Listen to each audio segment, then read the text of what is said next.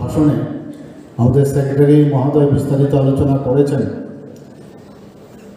আজকে সত্যি একদিকে খুবই আনন্দের বিষয় যে সারা ভারতবর্ষের মধ্যে আমাদের যে সাফল্যের স্বীকৃতি সেটা কিন্তু আজকে এই জাতীয় পঞ্চায়েত পুরস্কার মাধ্যমে সেটা কিন্তু স্বীকৃতি আমরা পেয়েছি। যদি পঞ্চায়েত ডেভেলপমেন্ট ইন্ডেক্সের বিষয়ে আমরা কথা বলি, এখানে 3টি ক্ষেত্রে ত্রিপুরা সর্বোচ্চ স্তরে উঠে এসেছে। এই যে সম্মান, এটা কিন্তু ব্যক্তিগত কোনো সম্মান না, সবার একসাথে আমরা ইউনাইটেডলি আমরা কাজ করেছি, তবেই আমরা এই সম্মানের অধিকারী হয়েছি। আমি পঞ্চায়েত দপ্তর সহ গ্রামোন্নয়ন, জেলা প্রশাসন, যারা জনপ্রতিনিধিগণ এখানে আছেন এবং এর সাথে যুক্ত সকলকে আমি আন্তরিক শুভেচ্ছা এবং ধন্যবাদ জানাচ্ছি।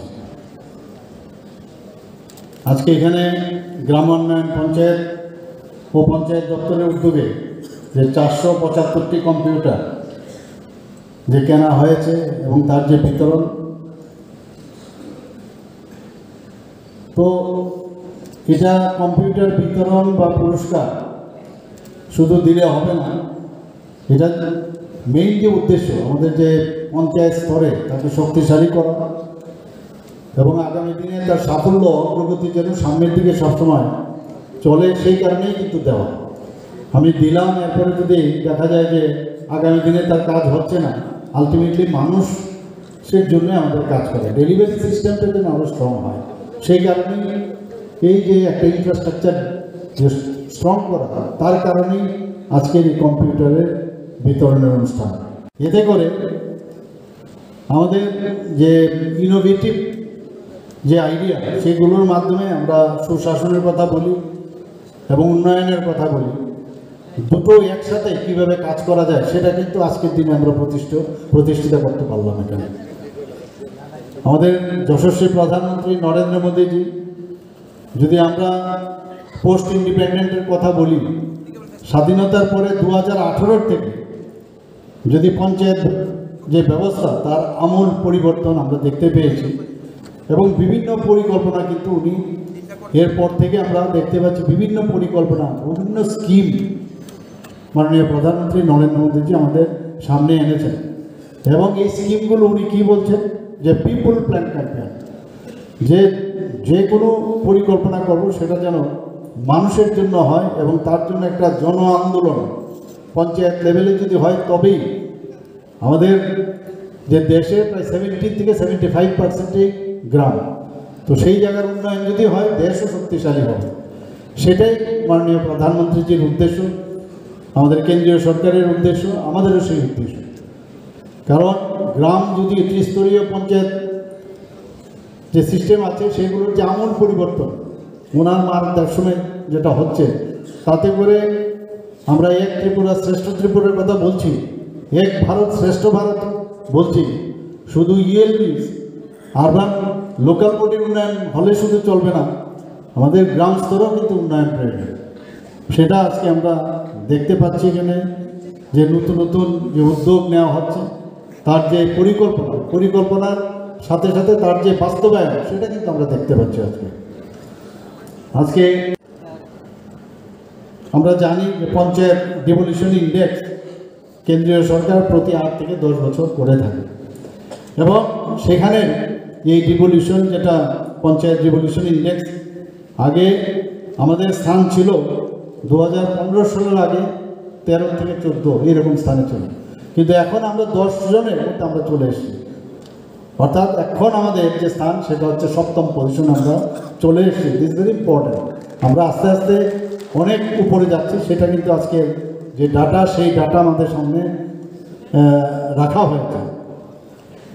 আমি আশা করব এখানে যারা জনপ্রতিনিধিরা এখানে আছেন, আমি অনুরোধও করব যে আপনার যার যার পঞ্চায়েতগুলো আছে যতটুকু পারেন, আমাদের সরকারের তরফ থেকে তো আমরা চেষ্টা করব, আর্মামেন্টেরিয়াম বলুন বা ইনফ্রাস্ট্রাকচার বলুন, আমরা সেগুলো দেব, কিন্তু আরও বেশি কী কী ইনোভেটিভ আইডিয়া আপনাদের মাথায় আছে, আরও কীভাবে ভালো করা যায়, সেগুলো যখন আনবেন তখন দেখবেন আমাদেরও কাজ করতে সুবিধা হবে, আর কোনো মানে প্রশ্নবোধের কোনো চিহ্ন যাতে না থাকে, যে চোখ বুঝে এই পঞ্চায়েত, আমাদের ত্রিপুরার যে যতগুলো পঞ্চায়েত আছে চোখ বুঝে আমরা যাই পয়সা খরচ করি আমরা নিশ্চিন্ত মনে দিতে পারি যে এটা প্রপার ইউটিলাইজেশন হবে, প্রপার ওয়েতে মানুষের কাছে সেটা যাবে এবং নির্দিষ্ট সময়ে কাজ করে মানুষের কাছে আমরা যাবো।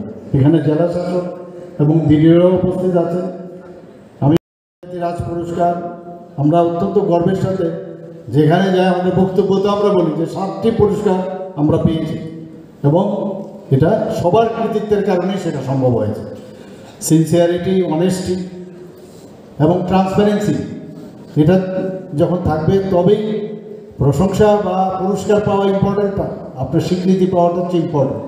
ভালো কাজ করেছেন, দেশের মধ্যে সর্বোচ্চ স্তরে আপনারা স্বীকৃতি পেয়েছেন, তো স্বীকৃতি পাওয়ার মেইন কারণেই হচ্ছে যেভাবে জাজমেন্ট করছেন যে ত্রিপুরা রাজ্যকে গ্রামীণ এলাকায়, সেটা কিন্তু আপনারা সেটা নিজেরা আদায় করেছেন। যখনই এই ধরনের আমরা পুরস্কার বা আমরা পাই, বিশেষ করে 2.5 লক্ষ পঞ্চায়েত সারা ভারতবর্ষের মধ্যে, তার মধ্যে যখন কোনো পঞ্চায়েত আমাদের রাজ্য থেকে জাতীয় স্তরে প্রথম হয়, তখন বুঝতে হবে যে আমরা সঠিক পথেই কিন্তু আমরা চলছি, আমরা কিন্তু ঠিকভাবে কাজ করছি, ঠিকভাবে যাতে তবেই আমরা পুরস্কৃত করেছি।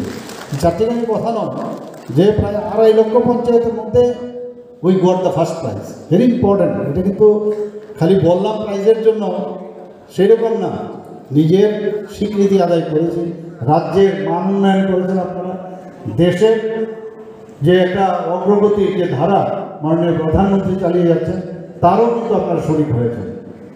অত্যন্ত খুশি যে আমাদের রাজ্য থেকে এখানে সভাপতি আছেন, তো আমাদের রাজ্য থেকে মহিলা প্রতিনিধি জাতিসংঘের মতো আন্তর্জাতিক প্রতিষ্ঠানে দেশের প্রতিনিধিত্ব করেছেন, নিশ্চয়ই আপনারা দেখেছেন।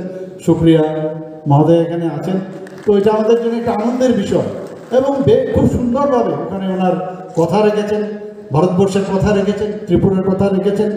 তো এই যে আমাদের এটা যে representative, he was the ambassador of Tripura panchayat, তো এটা সাংঘাতিক খুশির বিষয় আমাদের জন্য।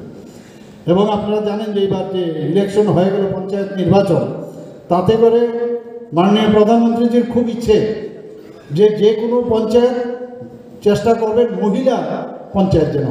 তো সেখানে আমাদের রাজ্য থেকে এখন আমাদের রাজ্যে প্রায় 4টি গ্রাম পঞ্চায়েত সমিতি সম্পূর্ণভাবে মহিলার দ্বারা পরিচালিত। আমি আমাদের স্টেটে ক্রমে বলেছি ওখানে যারা আধিকারিকরা আছেন সেই আধিকারিকদের জন্য মহিলা দেওয়া হয়। তো এর জন্য গর্ব সহকারে আমি এই রিপোর্ট মাননীয় প্রধানমন্ত্রীর কাছে পাঠিয়েছি যে 4টি পঞ্চায়েত সমিতি সম্পূর্ণ মহিলার দ্বারা পরিচালিত। আমাদের যে পঞ্চায়েতগুলি আজ পঞ্চায়েত লার্নিং সেন্টার, ISO সার্টিফিকেটের বিষয়, এইগুলোও কিন্তু চলে আসছে যে আমার পঞ্চায়েত এর বেস্ট হোক। একটা ISO সার্টিফিকেট পাওয়া মানে you are at the top most performing centre, সেই বিষয়গুলো কিন্তু এখন কাজ করছে।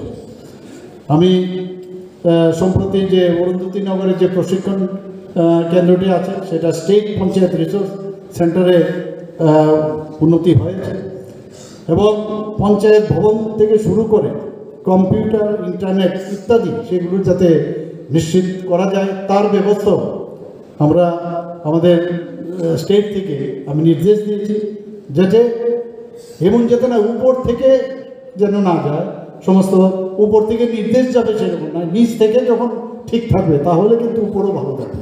সেই কারণে সেগুলো যাতে আরও বেশি এই ধরনের ফেসিলিটিস হয় তাহলে আমাদের পক্ষে সুবিধা হবে, সমস্ত ইনফরমেশন আমরা নিতে পারবো, আমাদের কাজ আগামী দিনের পরিকল্পনা করতে আমাদের অনেক সুবিধা হবে। বাজেট অধিবেশন আসছে, সেই বাজেট অধিবেশনে আমাদের বাজেট করতেও আমাদের সুবিধা হবে, কোন কোন জায়গার মধ্যে কী কী সমস্যা সেই অনুযায়ী আমাদের বাজেটও তৈরি হচ্ছে। আর দপ্তরে যৌথভাবে যেসব পরিকল্পনা আমরা নিচ্ছি, কেন্দ্রীয় সরকার নিচ্ছে, আমরা রাজ্য স্তরে আমরা নিচ্ছি, সেইগুলো যাতে ইমপ্লিমেন্টেশন হয় এবং সময়ের কাজ যেন সময়ে হয়। এখানে সৌর বিদ্যুৎ, স্মার্ট পঞ্চায়েত গঠন এবং মাটির নিচে, যদিও ত্রিপুরাতে আমাদের জলস্তর অন্যান্য যে কোনো মেইনল্যান্ড ল্যান্ড থেকে আমরা অনেক ভালো পজিশন আছে, তবুও আমি বলবো সবার কাছে অনুরোধ করবো যে জলের স্তর যেসব পরিকল্পনা আমাদের আছে সেগুলো মাথায় রেখে তার জলের স্তর বাড়ানো এবং কঠিন এবং তরল যে বর্জ্য পদার্থ সেগুলো প্রপারলি যাতে ডিসপোজ অফ হয় তার দিকেও আমাদের পঞ্চায়েতে একটা আদর্শ পঞ্চায়েত যেন হয় সেই দিকে আপনারা নজর দেবেন। এবং এর মধ্যে আমরা ন্যাশনাল লেভেলে আমরা মহিলা বান্ধব পঞ্চায়েত এবং শিশু বান্ধব পঞ্চায়েত হিসাবে কিন্তু আমরা প্রাইজও পেয়েছি। তো সমস্ত পঞ্চায়েতগুলো যাতে এই আমাদের শিশু বান্ধব এবং মহিলা বান্ধব হয়, একটা হেলদি কম্পিটিশন যদি হয় যে তুমি পারলে আমি কেন পারবো না, এবং একটা ইন্টারচেঞ্জ যে ওখানে যাওয়া, যে পঞ্চায়েত ভালো করেছে সেখানে কী কারণে তারা পেল আমরাও কেন সেইভাবে করবো না, সেরকম একটা মডেল পঞ্চায়েত মাথায় রেখে সেখানে আপনারা নিশ্চয়ই যাবেন। আমাদের দপ্তরের যারা আধিকারিকরা আছেন ওনাদেরকেও বলবো যে সব যে পঞ্চায়েত আছে তাদের বিভিন্ন জায়গায় গিয়ে এগুলো দেখুক এবং এটা আধুনিক যে একটা ব্যবস্থা সেটা সবাই যেন জানে। স্বাগত ভাষণে আমাদের সেক্রেটারি মহোদয় বলেছেন যে PFMS এই ব্যবস্থার মাধ্যমে লেনদেন হচ্ছে আজকে আমাদের এই পঞ্চায়েতে। অনলাইন পোর্টাল খুব ইজিলি রেজিস্টার হচ্ছে, স্বচ্ছ পঞ্চায়েত হচ্ছে আমাদের মূল ভিত্তি এবং সেইভাবে আমরা সবাই কাজ করছি। উনি এটাও বলেছেন যে আসাম এবং মহারাষ্ট্র এবং বিভিন্ন প্রদেশ থেকে এখন ত্রিপুরাতে এই প্রাইজ পাওয়াতে একটা সুবিধা হয়েছে। আমাদের যে আপনার স্বীকৃতি পেয়েছি আমরা, তার জন্য মানুষ আসছে এখন যে কী কারণে ওনারা সেই পুরস্কৃত হয়েছেন। তো আমি এটা ধন্যবাদ দেব যে পঞ্চায়েত সেক্রেটারি মহোদয়কে এবং সমস্ত টিমকে যে ওনারা এই যে কাজটা করতে পেরেছেন, আজকে বিভিন্ন প্রদেশ থেকেও এখানে আসছেন এবং কী ব্যবস্থা নিয়েছেন সেগুলো ওরা দেখতে চাইছেন। আমার মনে হয় যে মাননীয় প্রধানমন্ত্রীজির জন্মদিনে 17ই সেপ্টেম্বর আমার পোর্টাল, আমার সরকার, এই পোর্টালটা এটা যুগান্তকারী উদ্ভাবন আমি বলবো। এবং সেটা যখন আমি দিল্লিতে গিয়ে মুখ্যমন্ত্রীর কনক্লেভে আমি রাখলাম, আমার সরকার ভূয়সী প্রশংসা মাননীয় প্রধানমন্ত্রী করেছেন। এবং আমার সরকার এই যে পোর্টাল এখন বিভিন্ন রাজ্যেও কিন্তু এখন করার চেষ্টা করছে এমনভাবে, কারণ আমরা জানি যে বিভিন্ন গ্রামে অনেক সময় কোথাও রাস্তা খারাপ হয়ে গেছে, কোথাও ড্রেন খারাপ আছে, সেগুলো কিন্তু মানে ফটো তুলে আপলোড করলেই সেগুলো কিন্তু বিভিন্ন স্তরে আসে এবং শেষ পর্যন্ত যে স্তর এবং নির্দিষ্ট সময়ে যদি তার মানে সলিউশন না হয় সেটা মুখ্যমন্ত্রী এবং আমাদের চিফ সেক্রেটারি লেভেলে আসে। তো সেইভাবে আমরা বিভিন্ন স্তর আমরা রেখেছি। তো আমি এখানে ভিলেজ ওয়াক, আপনারা সবাই জানেন ভিলেজ ওয়াক করার জন্য যারা জনপ্রতিনিধিরা আছেন এবং যারা জেলা স্তরের আধিকারিকরা আছেন তাদেরকে আমি বলবো যে সমস্ত তথ্য এই পঞ্চায়েতে তাদের নখদর্পণে যেন থাকে, কারণ তার জন্য কিন্তু আপনার পরিশ্রম লাগবে।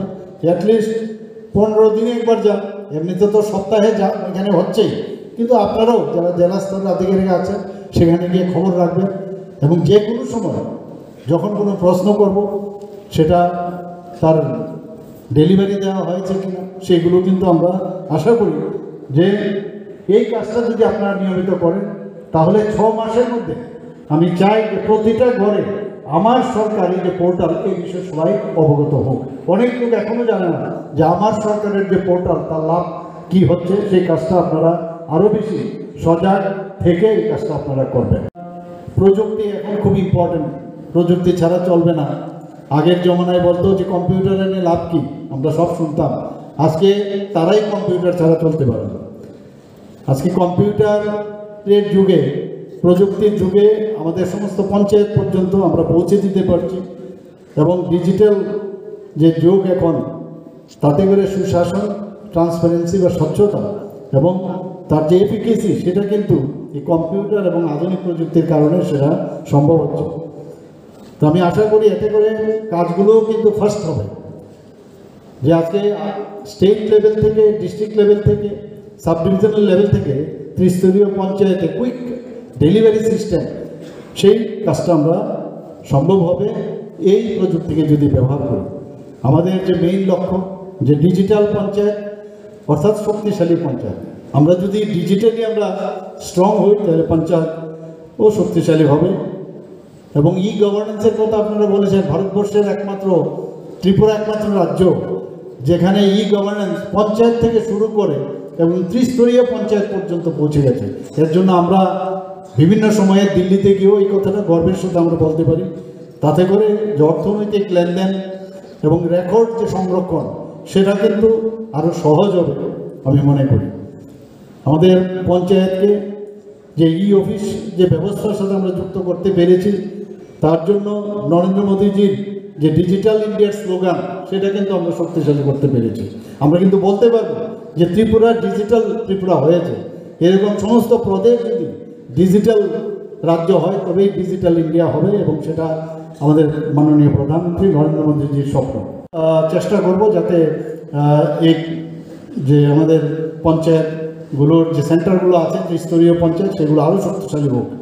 কিছুদিন আগেও আপনারা দেখেছেন এই যে আমাদের প্রশিক্ষণ কেন্দ্রে আমি 361 জন পঞ্চায়েত এক্সিকিউটিভ অফিসার আমরা নিয়োগ করার সেই আমরা তাদেরকে যে অ্যাপয়েন্টমেন্ট লেটার অফার লেটার আমরা দিয়েছিলাম সেখানে। তো তারা আশা করি যে তাদের যে পরিশ্রম ও নিষ্ঠার সঙ্গে তারা কাজ করছেন, এবং সেই কাজ করার সুবিধার কারণেই কিন্তু আজকে গ্রামীণ উন্নয়ন যে হচ্ছে তা একটা আমি মাইল ফলক হিসাবে আগামী দিন হবে আশা করি। আমি আশা করি আপনাদের যে যে উদাহরণ আপনারা এখানে রেখেছেন সেটাকে সামনের দিকেও আপনারা বিস্তৃত করবেন, এবং তাতে করে অন্যান্য পঞ্চায়েতগুলো অনুপ্রাণিত হবে, এবং আগামী দিনের এই কাজের ধারাকে যাতে আরও অগ্রসর হয় সেই দিকে। এবং যারা পুরস্কার পাননি আমি আশা করি আগামী দিন এমন যেন কেউ বাদ না যায়, সবাইকে যেন আমরা পুরস্কৃত করতে পারি সেই আশা আপনাদের কাছে রাখছি। পরিশেষে আমি সবাইকে শুভেচ্ছা অভিনন্দন জানাই, এবং আমাকে এখানে আসার জন্য যে নিমন্ত্রণ করেছেন এর জন্য সবাইকে আধিকারিক থেকে শুরু করে সমস্ত যারা আজকে এই অনুষ্ঠান পরিচালনা করছেন তাদেরকে সবাইকে ধন্যবাদ শুভেচ্ছা জানিয়ে আমার বক্তব্য শেষ করছি। নমস্কার, জয় হিন্দ।